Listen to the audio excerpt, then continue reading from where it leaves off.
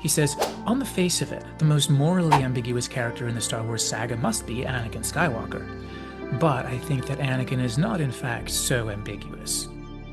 So he walks us through the story of the character and points out how, in his opinion, back in episode 1, Anakin is nothing but innocence and goodness. But from the very beginning of episode 2, there's nothing virtuous at all that you can see in the character as he sees it. He goes on to talk about the roles of emotions and impulsivity and reflection in morality. And he says, the problem is not that Anakin acts on his emotions. If we willfully ignore what reason tells us, we become controlled by every whim of our emotions, and we lose our capacity to make moral decisions. Anakin's recklessness is then a vice. End quote. So Anakin's impulsivity and his recklessness and his lack of appropriate reflection, all these things end up leading toward Anakin's fall, to that sequence with the killing of the Sand People and everything else that goes on there.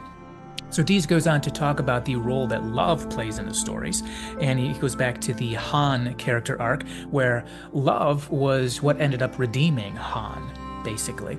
But Dees points out that exclusive love for only those close to us, such as what led to Anakin's fall, that can be morally selfish and can blind us to the anguish of others. So, he explains, Anakin's love makes his anger understandable, but what he does with that anger is no less horrible because love lies behind it.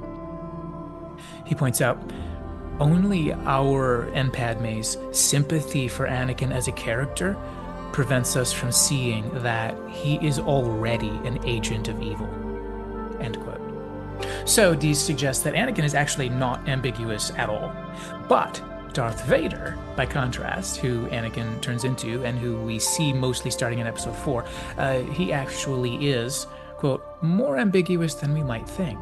After all, he says, Vader seeks peace and order for the galaxy. And then secondly, he points out how Luke does, quote, feel the good in him. Now, in the end, Vader's going to end up killing the Emperor to save Luke, but he points out his motivations in killing the Emperor are not that different from his earlier motivations in killing the Sand People. He acts out of love for a member of his family.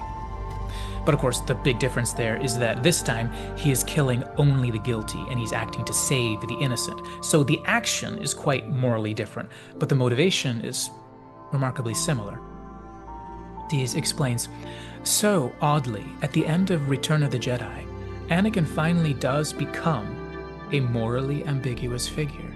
He does great good even if the motivations are not entirely good, and even if they do not begin to atone for the great evils he has done in his life.